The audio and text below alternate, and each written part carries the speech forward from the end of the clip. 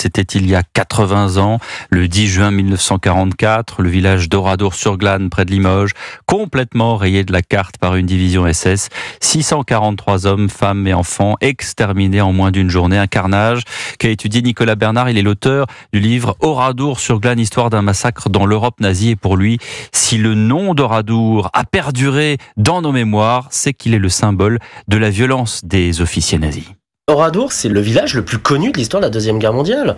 Oradour, c'est le seul cas de village français à avoir été totalement anéanti, c'est-à-dire population incluse. Plusieurs dizaines d'enfants avaient moins de 6 ans. Même les bébés ont été assassinés, exécutés, dans le cadre d'une extermination vraiment totale, c'est-à-dire fusillade, explosifs et incinération. Oradour reste un symbole très fort des atrocités nazies. Il a fait l'objet d'une politique mémorielle extrêmement active qui a assuré la persistance de son souvenir jusqu'à nos jours. En France, vous avez des villages qui ont été incendiés, voire totalement incendiés. Vous avez beaucoup d'exécutions d'otages, beaucoup de répression. D'autres villages ont été massacrés en Europe par les nazis, mais n'ont pas acquis la même résonance dans notre mémoire nationale et la mémoire internationale également. Nicolas Bernard, auteur du livre Oradour-sur-Glane, histoire d'un massacre dans l'Europe nazie, interrogé par Mathis Tropini.